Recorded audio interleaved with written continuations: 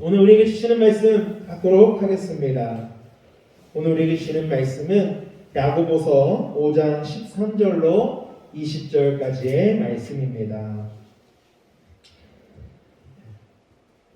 야고보서 5장 13절로 20절 말씀, 저와 여러분들이 한 절씩 교독하심으로 말씀 받도록 하겠습니다.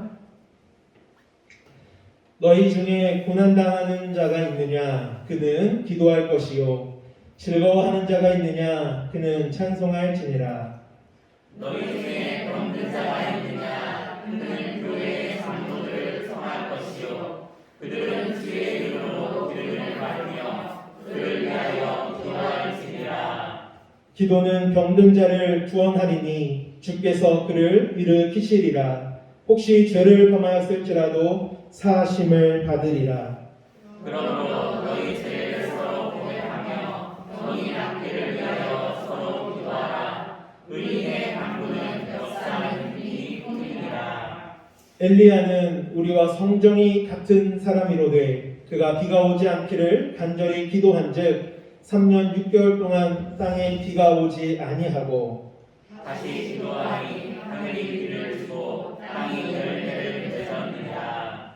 내 형제들아, 너희 중에 미혹되어 진리를 떠난 자를 누가 돌아서게 하면 너희가 알 것은 죄인을 미혹된 길에서 돌아서게 하는 자가 그의 영혼을 사망해서 구원할 것이며 허다한 죄를 덮을 것임이라.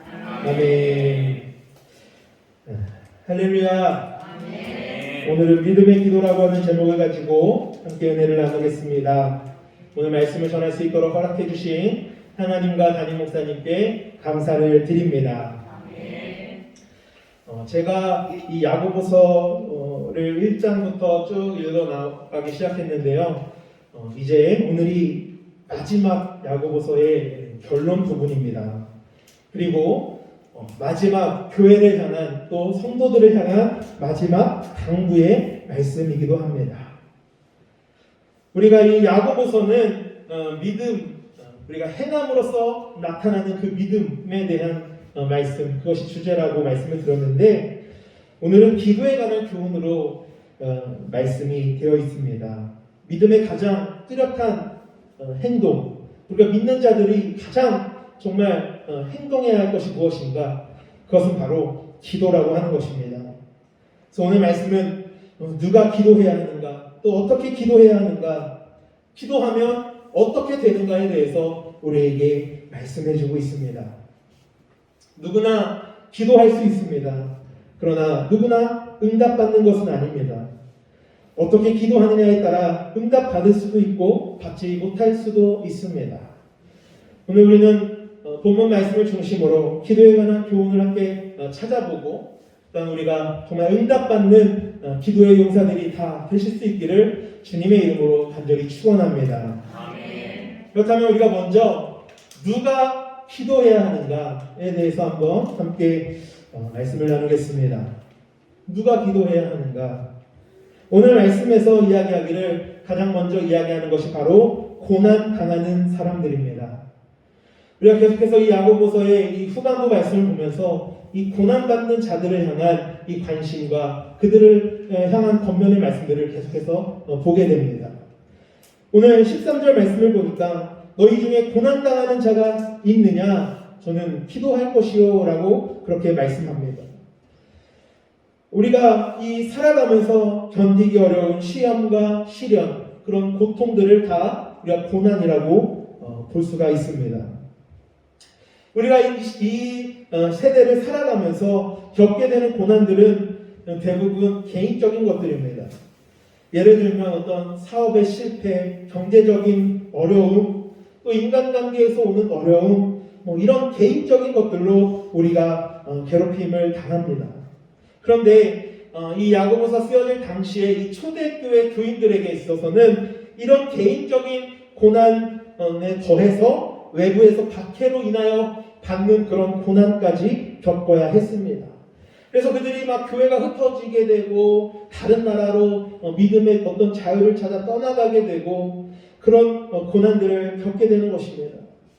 그러한 그들에게 있어서 우리 야고보 사도가 제시하는 해법은 바로 기도해야 된다라고 하는 것입니다. 저는 시편 50편 15절 말씀을 참 좋아하는데 우리 한번 이 말씀 한번 함께 확인해 볼까요?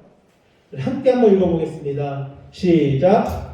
환난 날에 나를 부르라. 내가 너를 건지리니 내가 나를 영화롭게 하리로다. 아멘.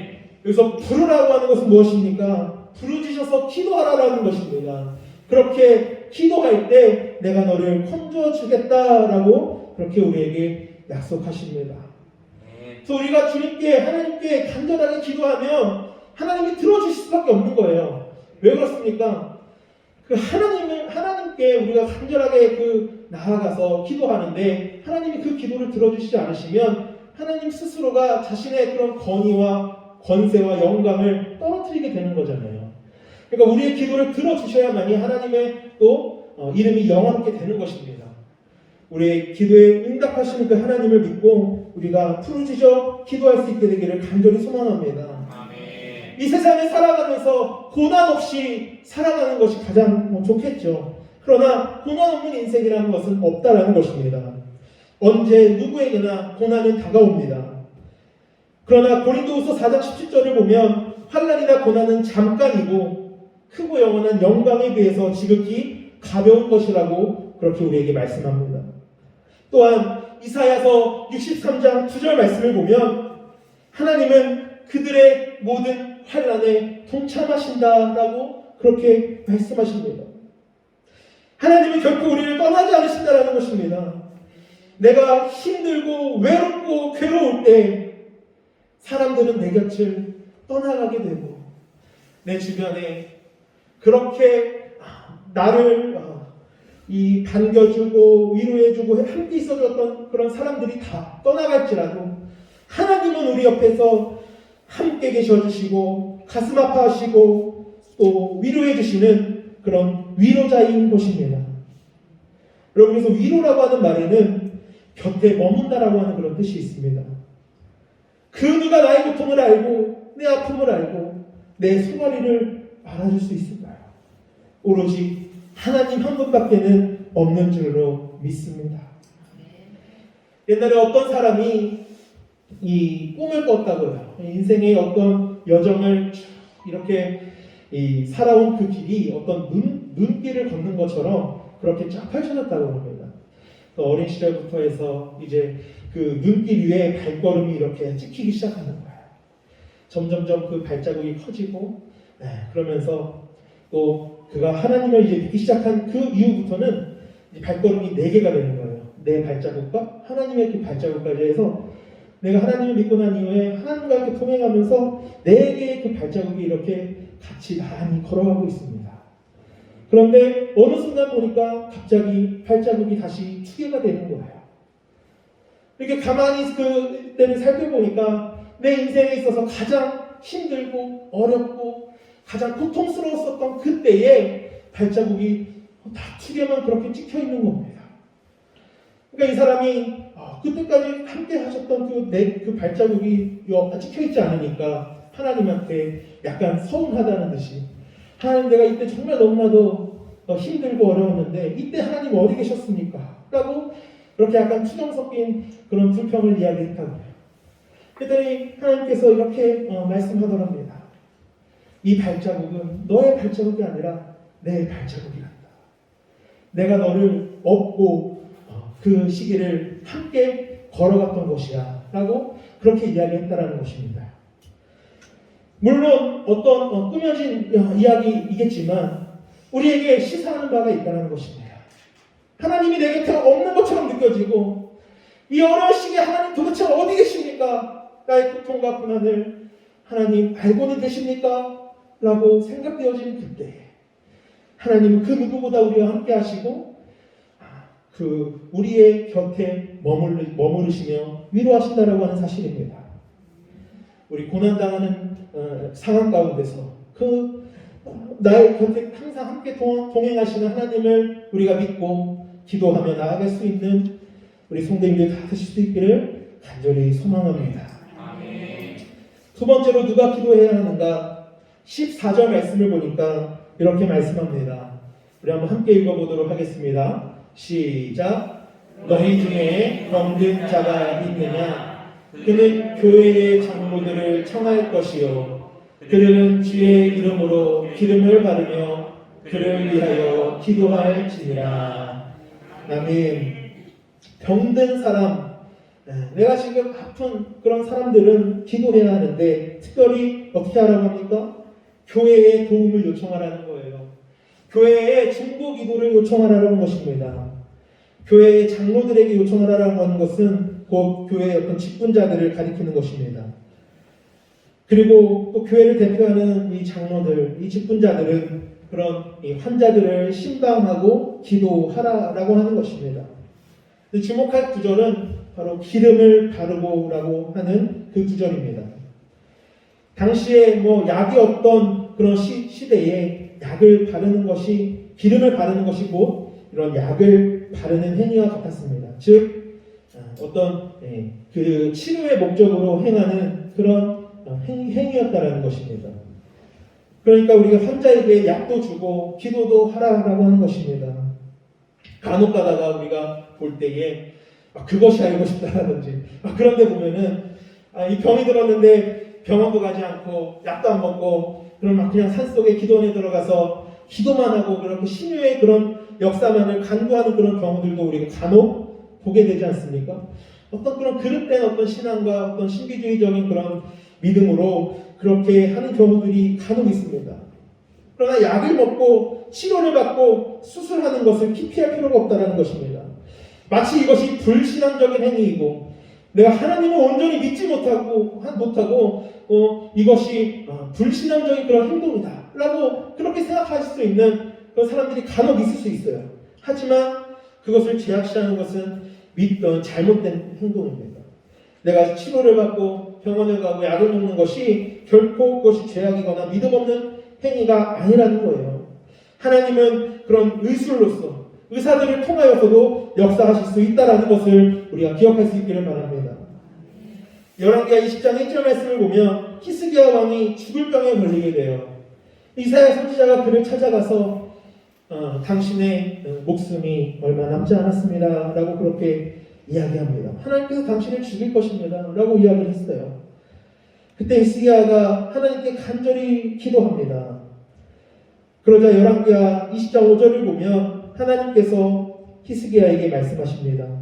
내가 내 기도를 들었고 내 눈물을 보았노라. 내가 너를 낫게 하리라. 그리고 나서 이 이사야에게 어떻게 하라고 하냐면 히스기야의 상처에 가서 이 무화과 반죽을 올려 놓으라고 해서 이렇게 이사야가 그 무화과 반죽을 그 상처에 올려 놓으니까 이 병이 나았다라고 그렇게 기록이 되어 있습니다. 이 무화과 반죽을 상처에 올려 놓는 것도 치료 방법의 하나라는 것입니다. 히스기야가 하나님께 간절히 기도했을 때 하나님께서 그를 살려주시겠다라고 약속하셨고 그 시대는 이사야가 직접 무화과 반죽을 히스기야의 상처에 올려놓으면서 실행이 된 것입니다. 이와 같이 하나님은 그런 의료 행위, 의술을 통해서 의사의 어떤 진찰과 치료를 통해서 그렇게도 하나님께서는 우리에게 병고침의 은혜를 주신다는 것입니다. 이 야고보서 5장 15절 말씀 보니까 믿음의 기도는 병든 자를 구원한다라고 말씀합니다. 주께서 저를 일으키실 것이라고 말씀합니다. 우리가 이 사실을 믿고 기도하시기를 바랍니다. 특별히 교회의 중보 기도를 요청하고 목사님께 기도를 요청하고 교회의 각 직분자들과 같은 우리 목장 우리 식구들 돌보미에게 그렇게 기도를 요청하시기를 바랍니다. 그리고 약을 먹고 치료를 받아서 우리가 하나님께서 그 의료 행위를 통해서도 역사하는 것을 믿고 그렇게 우리가 기도하며 나아가시는 성도님들 되시기를 간절히 바랍니다. 세 번째로 누가 기도해야 하는가? 바로 죄 범한 사람들이 기도해야 한다는 것입니다. 이 15절 끝에 보면 혹시 죄를 범하였을지라도 사하심을 얻으리라 라고 그렇게 이야기합니다.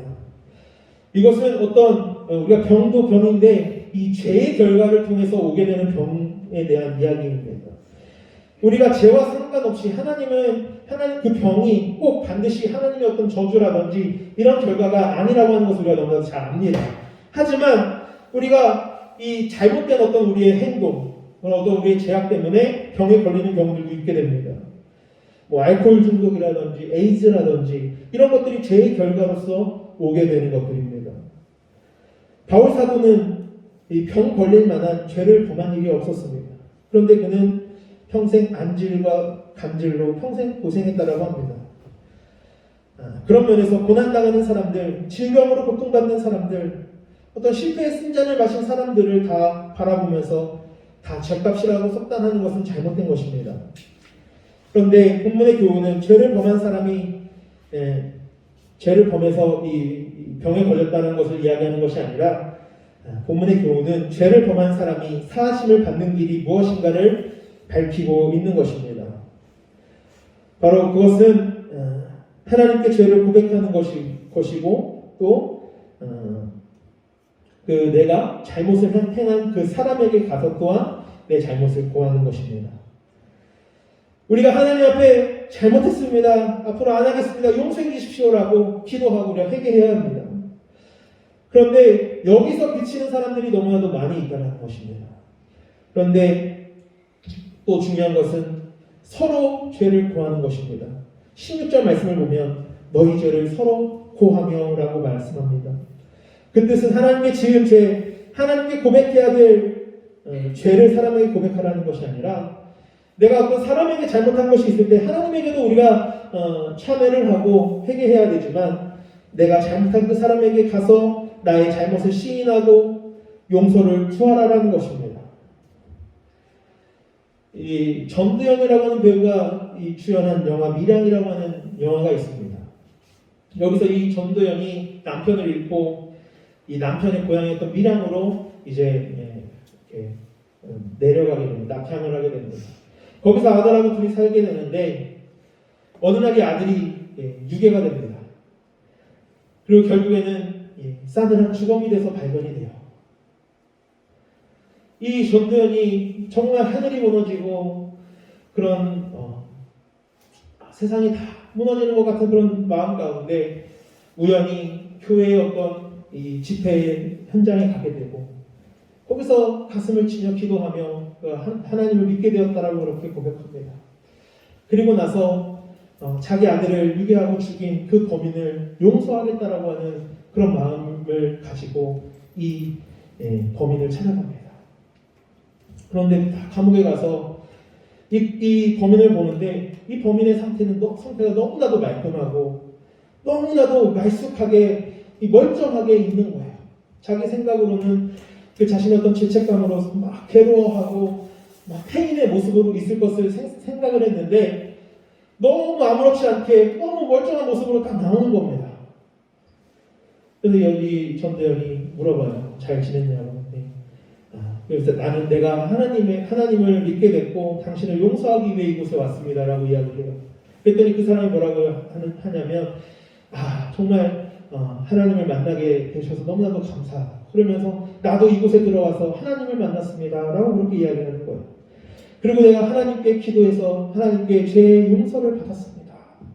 나는 지금 너무나도 평안하고 너무나도 감사하고 그렇다라고 막 그러면서 이야기하면서 너무나도 멀쩡한 모습으로 그렇게 이야기하는데 거기서 완전히 이제 전대현이 정신이 나가게 되는 거예요. 내가 아직 용서를 안 했는데 도대체 이 사람이 용서받았다는 것은 무엇인가? 그러면서 이 전대현이 이제 완전히 정신을 놓게 되는 그런 것을 보게 됩니다. 그래서 우리 기독교의 어떤 모습을 신랄하게 비판하고 비유적으로 이렇게 비판하는 그런 내용인 것이죠.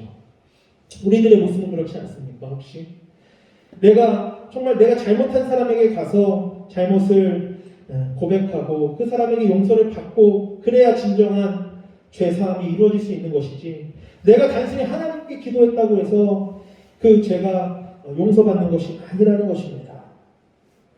그래서 우리가 이 죄를 범했을 때 하나님께도 물론 기도해야 되지만 내가 그 사람에게 찾아가서 내 죄를 고하고 용서를 빌고 그렇게 하는 것이 진정한 회개의 단계, 그 진정한 회개까지 나아가는 그런 다른 방법인 줄로 우리가 믿으시기를 바랍니다. 아멘. 그래서 오늘 기도해야 하는 부류들을 세 부류 말씀을 드렸습니다. 고난당하고 있는 사람, 또 병에 걸린 사람, 죄를 범한 사람입니다. 아마도 이 세 부류에 속하지 않는 사람은 한 명도 없을 것입니다. 한마디로 모든 그리스도인들은 기도해야 한다는 것입니다. 기도 없이 잘 살아갈 수 있는 그런 사람은 한 사람도 없다라는 것을 우리가 기억해야 합니다. 그렇다면 우리가 어떻게 기도를 해야 할까요? 오늘 15절 말씀에 이 기도라고 할 때에 믿음의 기도라고 그렇게 이야기하고 있습니다.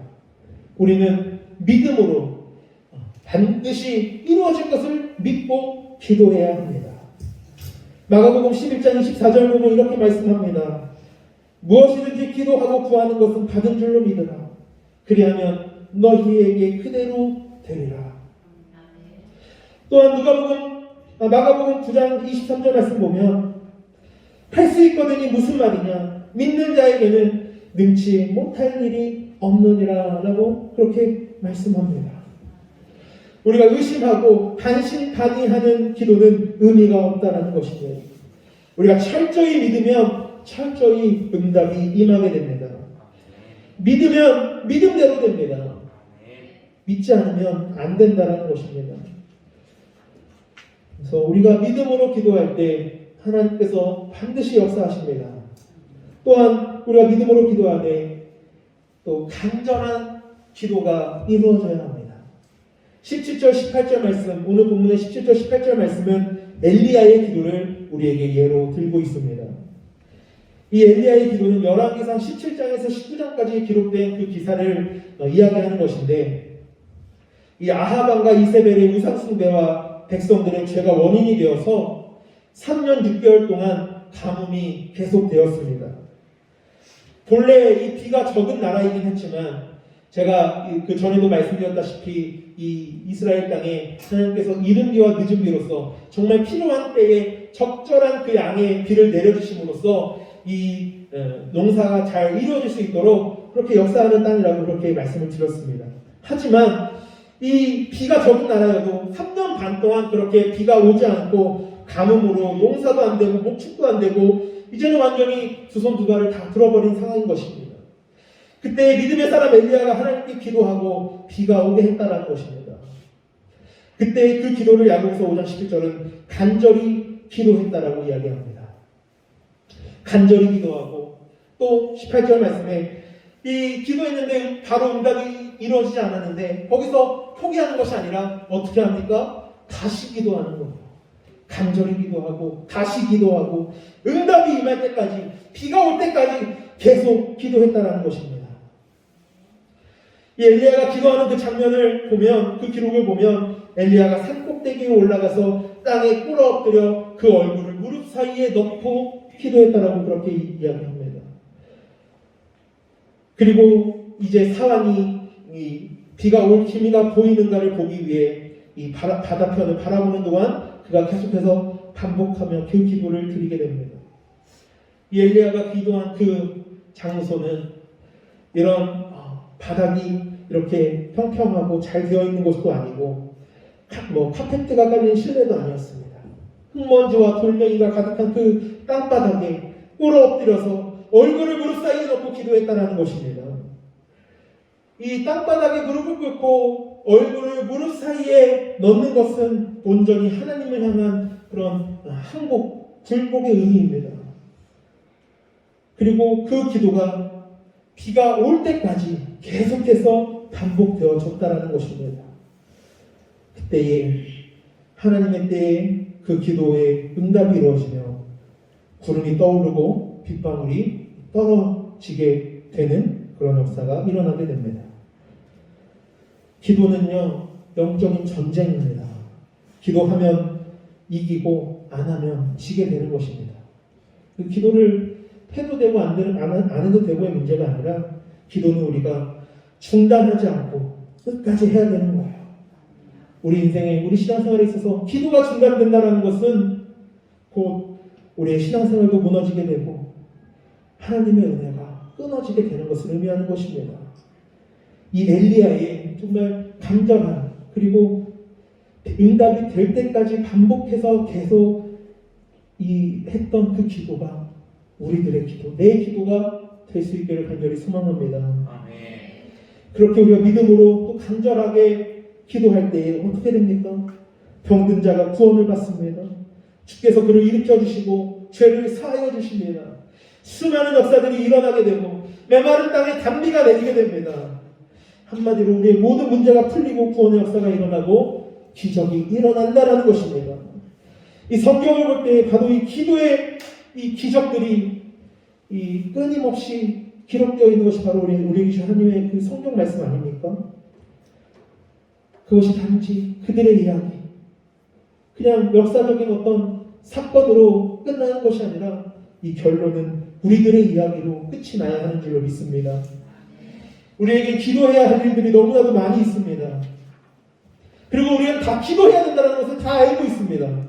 기도하면 좋은 일이 일어나고 응답이 있고 하나님께서 역사하신다는 것을 다 알고 있습니다.